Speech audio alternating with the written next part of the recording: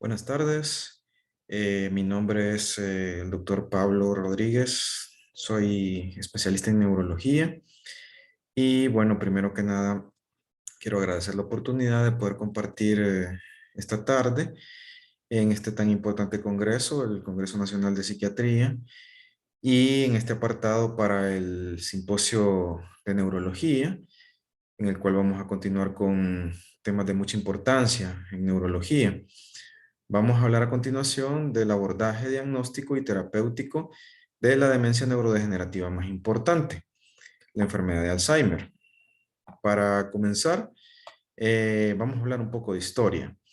La enfermedad de Alzheimer se denomina enfermedad de Alzheimer en honor al médico que la describió, que es el doctor Alois Alzheimer, psiquiatra y neurólogo también, quien trabajaba en un hospital de atención neuropsiquiátrica. En este hospital se ingresó una paciente de nombre August Dieter, una paciente joven de menos de 65 años y cuyo cuadro clínico llamó la atención del doctor Alois Alzheimer, ya que era muy joven para tener un síndrome demencial. Y en la entrevista el doctor preguntaba cuál es el nombre, August, y su apellido August y el nombre de su marido, August. La paciente estaba con un deterioro cognitivo, episódico, de características hipocampales, progresivo, rápidamente progresivo. Tras su muerte por complicaciones infecciosas, el doctor Alzheimer en 1906 pidió que enviaran el cerebro de August Dieter y tomó 250 muestras para un exhaustivo estudio histopatológico, del cual logró definir las características anatomopatológicas que hasta hoy en día conocemos de la enfermedad, es decir, la generación de los ovillos neurofibrilares intraneuronales y de las placas amiloideas extraneuronales. Escribió una monografía del tema, del caso, la cual no llamó la atención, no tuvo la relevancia en ese momento, y los escritos se perdieron en el sótano del hospital. Sin embargo, para 1910, el psiquiatra Emil Kraepelin introdujo el epónimo enfermedad de Alzheimer en el manual de psiquiatría, y de ahí sale el nombre de la enfermedad. Se estima que para el año 2050 habrá 100 millones de enfermos con enfermedad de Alzheimer a nivel mundial, y nos queda la constancia de que la primera paciente diagnosticada fue August Dieter por el doctor Alois Alzheimer. Ahora, si vamos a hablar de demencia, ya entrando en el tema, tenemos que definir cuáles son los criterios clínicos de demencia. Y los tomamos del DSM-5, literalmente el desarrollo de múltiples déficits cognitivos, incluyendo el deterioro de la memoria, y por lo menos uno de los siguientes: afasia, apraxia, agnosia, alteración del funcionamiento ejecutivo.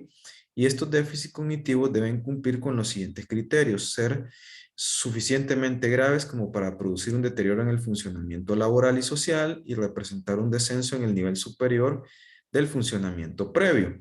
El diagnóstico no debería hacerse si los déficits cognitivos se producen durante el delirium, y la demencia puede estar relacionada también con otras causas reversibles que deben ser descartadas. Ya hablando específicamente de la enfermedad de Alzheimer, se trata de una demencia con cambios citológicos, histológicos e inmunohistoquímicos característicos, con una distribución topográfica que los diferencia de patrones de envejecimiento normal.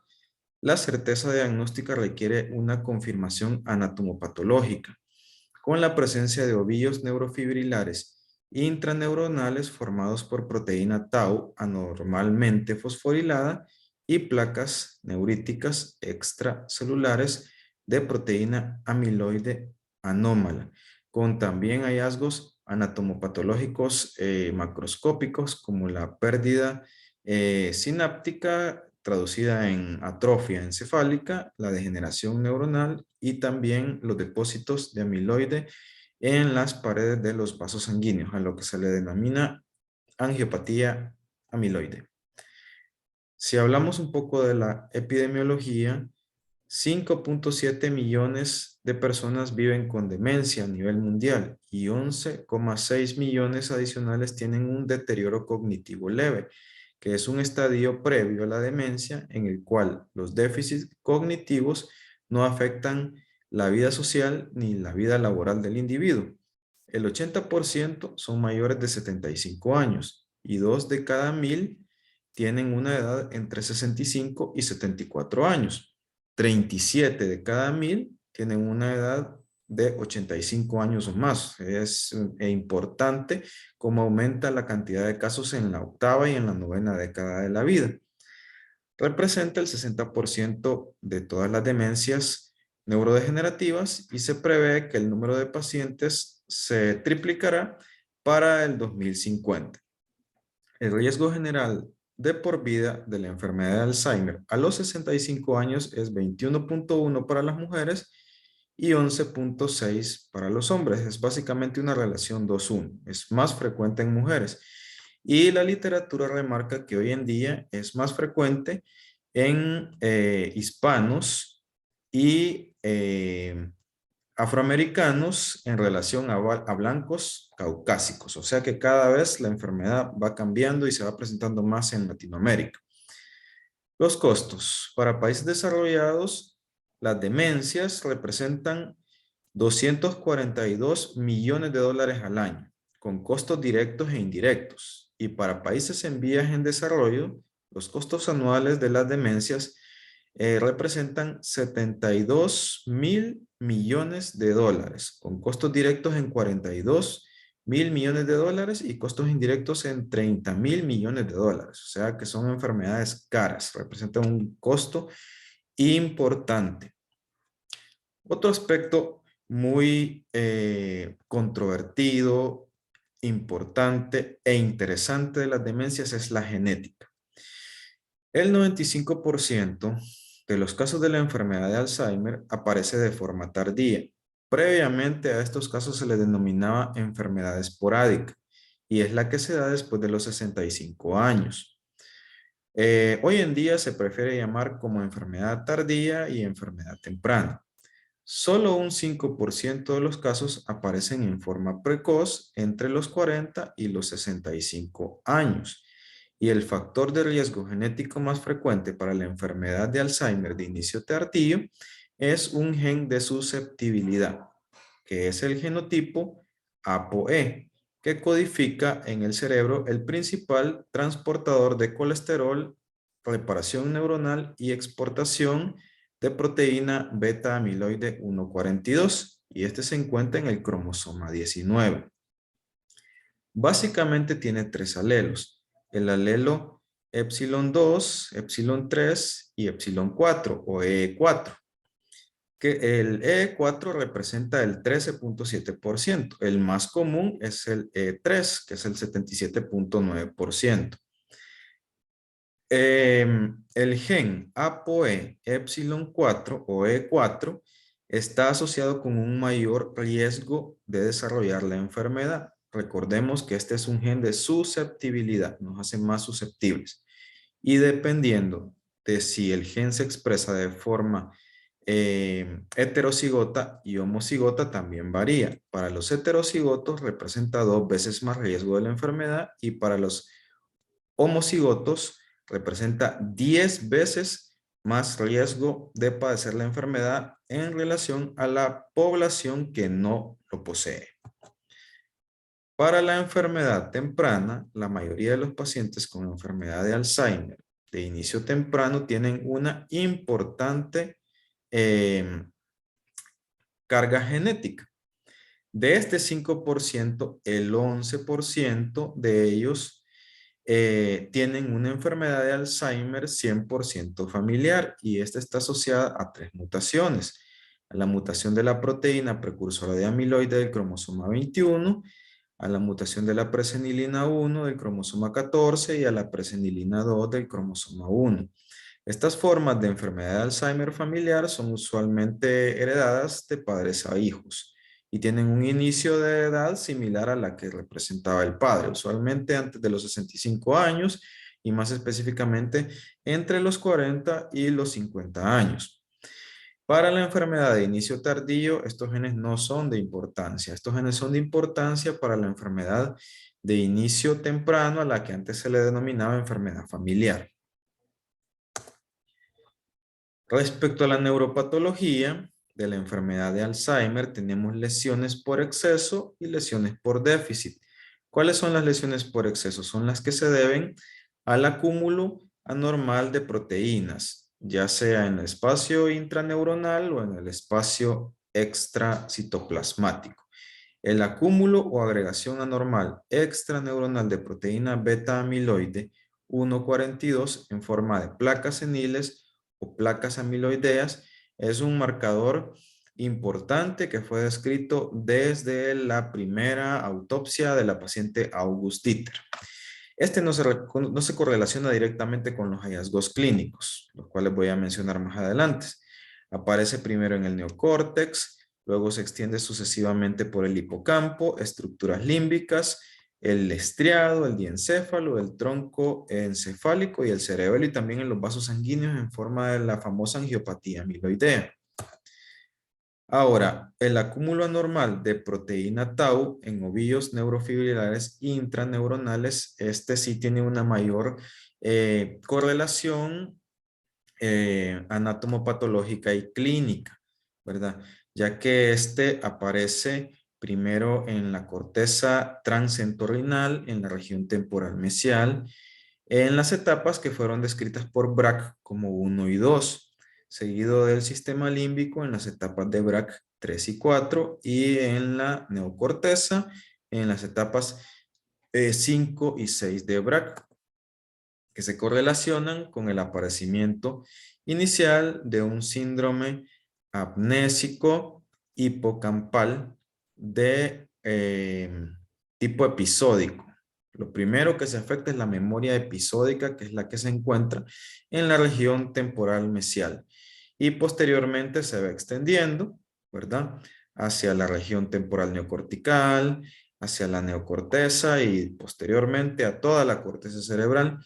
Esto sí se correlaciona perfectamente con la evolución progresiva de la enfermedad y el aparecimiento de sus síntomas y con algunos estudios de neuroimagen que voy a mencionar un poquito más adelante.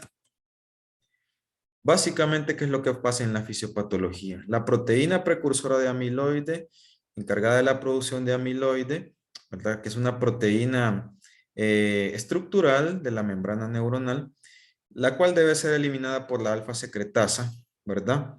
Desintegrada para luego ser eliminada. ¿Qué pasa si hay una mutación, por ejemplo, de la proteína precursora de amiloide?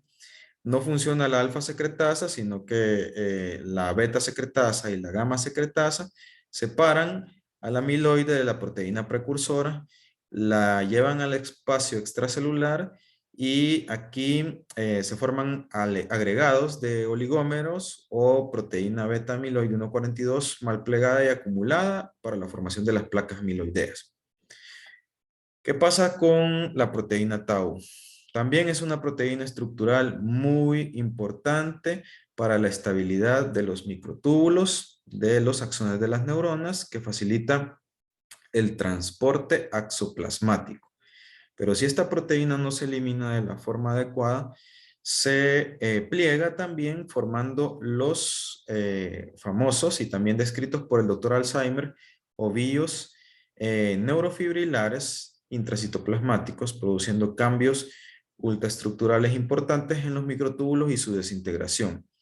Entonces esto lleva en varios pasos el depósito de proteína amiloide, el depósito de proteína tau hiperfosforilada, la formación de los filamentos de degeneración neurofibrilar, la reacción inflamatoria de la microglia y de la glía, pérdida sináptica y por último también la degeneración en el prosencéfalo basal del núcleo basal de Meiner, productor de acetilcolina.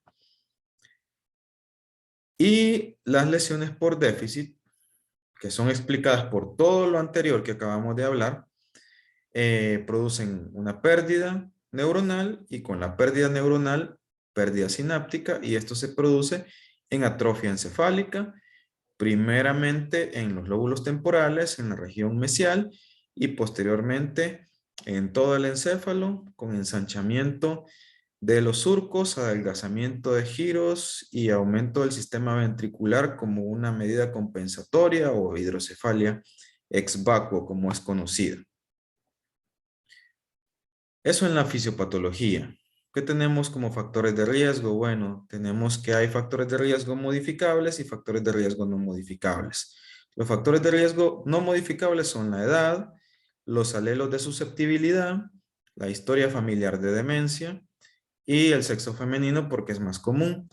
Y los factores potencialmente modificables, la contaminación, el consumo de alcohol exagerado, el decline en las demandas cognitivas, por eso tenemos que mantenernos activos, estudiando, leyendo, esa es una de las formas de tener una buena reserva cognitiva, la depresión, la diabetes mellitus, la pérdida auditiva, todo paciente que no escucha o que no ve está aislado y con mayor facilidad puede tener un deterioro cognitivo, hipertensión arterial, la baja escolaridad, lo mismo que hablábamos anteriormente, la obesidad, la inactividad física. De hecho, hoy en día se habla que ese es uno de los principales eh, tratamientos no farmacológicos para prevenir y para tratar la enfermedad. El tabaquismo, el aislamiento social y por último, el daño cerebral traumático. El diagnóstico comprende pasos desde la entrevista al paciente, entrevista a un informante, el examen neurológico, la evaluación neurocognitiva, los exámenes paraclínicos y los estudios de imagen. El diagnóstico clínico de la enfermedad de Alzheimer, pues es en base a la clínica principalmente, ¿verdad? Todo paciente con deterioro cognitivo, con una disminución a su nivel anterior, pero que no afecte su calidad de vida ni su nivel social, se considera deterioro cognitivo leve. Pero cuando este deterioro cognitivo interfiere con la función y la independencia de ese paciente, su función social y su función laboral, entonces ya cumple criterios de demencia. ¿Y cuáles son las manifestaciones clínicas principales? Pues déficit en ciertos dominios cognitivos como la memoria episódica, olvidando eventos, extraviando objetos personales, haciendo preguntas repetitivas, no pagar citas, no pagar facturas, perdón, faltar a citas, pérdida de las habilidades visoespaciales, dificultades para el cálculo de espacio, para ubicar objetos a la vista o para reconocer objetos visualmente. En el lenguaje, lo principal es la pérdida en la denominación de objetos, dificultad para encontrar las palabras, para comprender las palabras, un discurso con baja fluidez, errores gramaticales, errores de ortografía, problemas para leer y escribir. Funciones ejecutivas también se ven afectadas la capacidad de organización, planeación, secuenciación, el juicio también, ¿verdad? Y la abstracción. Y también en la esfera neuropsiquiátrica y conductual, depresión, apatía, ansiedad, irritabilidad, agitación, mal control de impulsos, labilidad, delirios, alucinaciones o percepciones erróneas, cambios en la personalidad, compulsión, pérdida de la empatía, desinhibición y mala higiene personal también. Trastornos del sueño, donde destaca principalmente un sueño fragmentado y problemas motores, comportamientos repetitivos, pérdida del equilibrio, falta de la coordinación, fasciculaciones, calambres, entre otros. Bien, dentro de las ideas delirantes tenemos las ideas delirantes de hurto. La gente le está robando. Esto representa un 18 a 43%. La paramnesia reduplicativa. Mi casa no es mi casa. El síndrome de Capgras. Su cónyuge o cuidador es un impostor. Sentimiento de abandono, idea delirante de infidelidad. Este en un 9% de los casos es muy común. La presencia de extraños en la casa. Esto se llama síndrome del huésped fantasma. Este se da en un 17% de los casos. Dialogar con su propia imagen en el espejo o en el televisor. Ese es el síndrome del espejo. Y el síndrome de Fregoli, que se describe como que su familiar o su cuidador pretende ser otra persona, un 12%, y considerar los personajes vistos en la televisión que se hayan presentes en la habitación, en un 6% de los casos.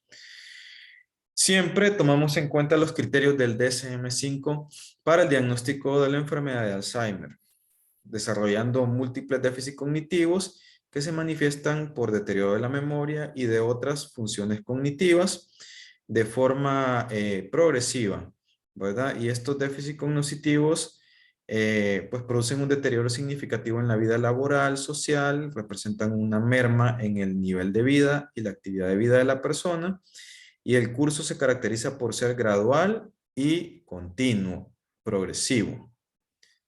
Estos déficits cognitivos no están explicados por una otra enfermedad como el evento cerebrovascular, otras demencias neurodegenerativas, trastornos estructurales, hidrocefalia normotensiva del adulto. Y la enfermedad tampoco está explicada por trastornos metabólicos o carenciales.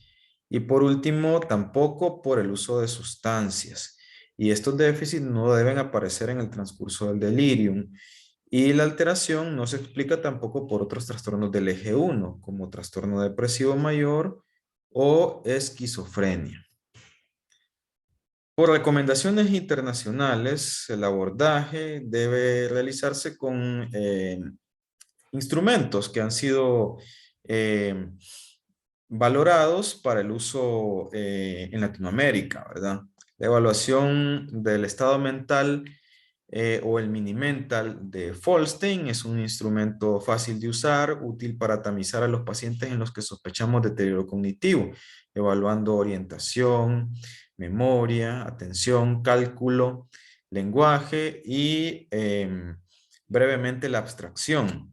Pero también está otro instrumento, el cual debe ser, el cual es un poco más complejo, y de hecho hay una certificación del mismo para aplicarlo de la forma correcta. Es el MoCA o Montreal Cognitive Assessment, que evalúa las funciones visoespaciales, la denominación, la memoria, la atención, el lenguaje, abstracción, repetición y orientación. Es más complejo, es, según la literatura, más sensible y específico para tamizar a los pacientes con deterioro cognitivo leve y con demencia. Dentro de los estudios de neuroimagen tenemos principalmente dos: la tomografía y la resonancia magnética, ¿verdad? Estas nos sirven para, primero que nada, descartar causas estructurales como eh, procesos intracraneales neoplásicos, hematomas subdurales, hidrocefalia normotensiva del adulto. Y nos ayudan también a documentar la atrofia encefálica que se puede ver en estos pacientes por la pérdida neuronal y la pérdida sináptica. En la figura A podemos ver importante atrofia de los lóbulos temporales, ¿verdad? Importante ensanchamiento de las cisuras y adelgazamiento de surcos. Espacios perivasculares de Virchow dilatados en la ínsula. Enfermedad de pequeño vaso relacionada a la enfermedad de Alzheimer con hiperdensidades en el FLAIR, en este caso un FASECA 2 aproximadamente. Y también la presencia de microsangrados evidenciados en las secuencias de gradiente eco o GRE en la resonancia magnética. Y en esta última lo que tenemos es una importante enfermedad vascular de pequeño vaso y la presencia de microsangrados en el GRE. También están la tomografía por emisión de positrones y la tomografía por emisión de fotón único, con un patrón clásico de hipometabolismo o hipoperfusión en la corteza temporoparietal y en el cíngulo posterior. Y también están la tomografía por emisión de positrones con ligados específicos para la proteína tau, que se une selectivamente a los filamentos helicoidales emparejados de la proteína tau, permitiendo la visualización de ovillos neurofibrilares in vivo. Los estudios se ajustan en gran medida a las expectativas de la neuropatología según las etapas de Braak que vimos anteriormente, y se correlacionan bastante bien con la clínica. Por ejemplo, aquí podemos ver el primer paciente al que se le realizó una PET con ligando para beta amiloide y abajo una PET con ligando para proteína tau. Este es un paciente cognitivamente normal y pues básicamente lo que tiene es un poco de proteína beta amiloide, pero muy poco. El otro paciente es un paciente cognitivamente normal y tiene una importantísima carga de proteína beta amiloide en toda su corteza cerebral, mientras que la carga de proteína tau es muy leve en la región temporal mesial y un poco en la corteza parietal. Ahora, este paciente, el tercero, tiene un deterioro cognitivo leve. La carga de proteína beta amiloide no está tan marcada como en el anterior, pero en respecto a la tomografía por emisión de positrones para tau, sí podemos ver una importante carga de proteína tau en la región temporal mesial y en la región neocortical y en la región parietal también. Y por último, tenemos un paciente con enfermedad de Alzheimer. Tiene una carga de proteína beta amiloide considerable, sí. No como el segundo paciente, pero sí, importante. Pero la carga de proteína tau está en todo en el lóbulo temporal, en la parte mesial, en la parte neocortical, en la corteza parietal y en la corteza frontal. Entonces se correlaciona perfectamente con lo descrito por Brack, por el doctor Alois Alzheimer, in vivo en un paciente con este tipo de estudio. Lastimosamente, este tipo de estudio no está comercializado para el uso clínico todavía, solamente para investigación, pero esperamos que pronto podamos poderlo utilizar. ¿Qué otras cosas nos ayudan a hacer el diagnóstico? Los biomarcadores. Bueno, la neuroimagen con proteína, con tomografía por emisión de positrones es un biomarcador de neuroimagen, pero también están los biomarcadores en el líquido cefalorraquídeo con cuantificación de la proteína beta amiloide 142 y de la tau total e hiperfosforilada. Debe haber una reducción en los niveles de proteína beta amiloide y un aumento en los niveles de proteína tau total y tau hiperfosforilada. Básicamente, el diagnóstico se hace por pasos. 4 pasos. El primer paso, la detección del paciente, el tamizaje del paciente. El segundo paso, los estudios para buscar causas reversibles de demencia, las evaluaciones neurocognitivas y los estudios de imagen estructural. El tercer paso para el diagnóstico es la realización de estudios de neuroimagen y en líquido cefalorraquídeo para los biomarcadores, los biomarcadores y por último el diagnóstico y el tratamiento. Muy bien. El manejo médico, pues, es un plan integral en realidad, que incluye tratamientos específicos, farmacológicos y no farmacológicos, reducir los factores de riesgo cardiovascular, mejorar el sueño, tratar la depresión si la hay, condiciones comórbidas, asesoramiento y tratamiento a los familiares también, y referencia a recursos de la comunidad.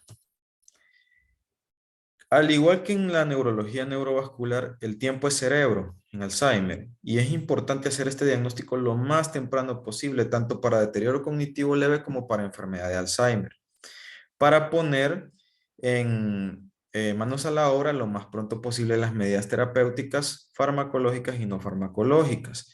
Dentro de las medidas no farmacológicas tenemos la estimulación cognitiva, ¿verdad?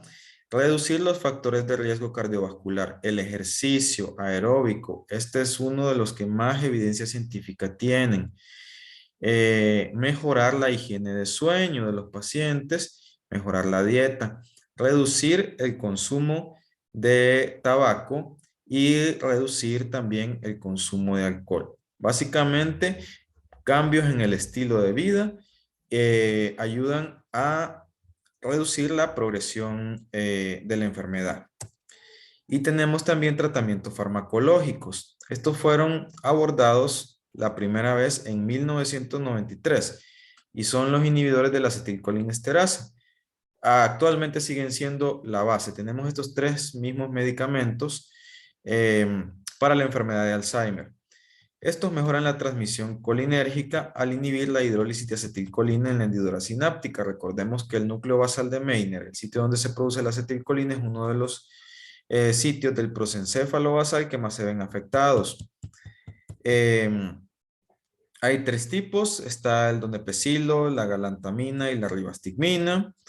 En nuestro país tenemos presentación de donepezilo vía oral y ribastigmina en parches transdérmicos para evitar los efectos secundarios cardiovasculares y gastrointestinales. Es importante mencionarle al paciente que estos tratamientos farmacológicos sirven para mejorar la calidad de vida del paciente y de sus cuidadores también. Los efectos de los medicamentos no los vemos inmediatamente, sino que los vamos viendo progresivamente después de 2 o 3 meses o hasta más tiempo. Y también es importante tomar en cuenta el uso de los mismos desde las dosis más bajas posibles con aumentos progresivos de la dosis para evitar los efectos secundarios y tener cuidado en los pacientes con muy alto riesgo cardiovascular, especialmente los pacientes con cardiopatías de base. La memantina es otro de los fármacos de base sintomáticos. Es un agonista no competitivo del receptor N-metil de aspartato y está aprobado para la demencia por enfermedad de Alzheimer moderada a severa. No muestra beneficio en el deterioro cognitivo leve, ni en la demencia establecida leve. Eh, Al igual que los anteriores, el beneficio es puramente sintomático, ¿verdad? Y puede producir efectos adversos como estreñimiento, mareo, cefalea y somnolencia. Por esa misma razón, los utilizamos desde las dosis mínimas con aumentos progresivos de los mismos. Para los casos severos podemos usar combinaciones de memantina con donepezilo, por ejemplo, por vía oral, o combinar memantina con parches de ribastigmina. La terapia combinada ha visto que es efectiva para mejorar los síntomas, ¿verdad? Para los trastornos neuropsiquiátricos, los inhibidores de la acetilcolinesterasa y la memantina mejoran la agitación, la labilidad y la irritabilidad. Entonces están indicados. Los antidepresivos, los inhibidores selectivos de la recaptación de serotonina y los duales deben usarse como terapia de primera línea para depresión, ansiedad y para reducir los estados de agitación psicomotriz. Y los antidepresivos tricíclicos, eso sí tenemos que evitarlos por sus efectos anticolinérgicos que pueden empeorar el deterioro cognitivo. Las benzodiazepinas también deben evitarse por sus efectos sedantes y por la posibilidad de empeoramiento de la cognición. Si hay trastornos del sueño, debemos utilizar otras alternativas, no benzodiazepinas. Importante también que ninguna intervención nutracéutica ha demostrado ser beneficiosa, ninguna vitamina, ningún suplemento, ni ginkgo biloba, ni ninguna de esas. Y estas se han sometido a rigurosos ensayos clínicos y no han tenido ningún resultado beneficioso para estos pacientes. Ahora, como modificador de la enfermedad, pues el año pasado se aprobó el aducanumab, un anticuerpo monoclonal. Fue una aprobación acelerada, se podría decir, por la FDA, ya que todavía se encuentra en fase 3. Y pues es un anticuerpo monoclonal humano, IgG1, que se une selectivamente a los oligómeros mal plegados y a las fibrillas de la proteína beta amiloide 142. Su objetivo es barrer estos agregados anormales. Está indicado en el deterioro cognitivo leve y en la demencia leve, porque no tiene ningún efecto en el caso de ya haber una pérdida neuronal importante o en el caso de una atrofia severa encefálica. Debe ser iniciado en estos pacientes con deterioro cognitivo leve y demencia leve. Se utiliza una vez a la semana, cada 4 semanas, por lo tanto funciona por tiempos prolongados, se utiliza cada 4 semanas. El estudio Emerge mostró una mejoría del 23% en comparación con el placebo, pero todavía se encuentra en fase 3. En Europa, el aducanumab todavía no está aprobado para uso clínico, solo está en investigación actualmente. Bien. Y por último, quería finalizar con esta frase de Gabriel García Márquez, y dice: la vida no es la que uno vivió, sino la que uno recuerda y cómo recuerda para contarla. Bueno, muchas gracias.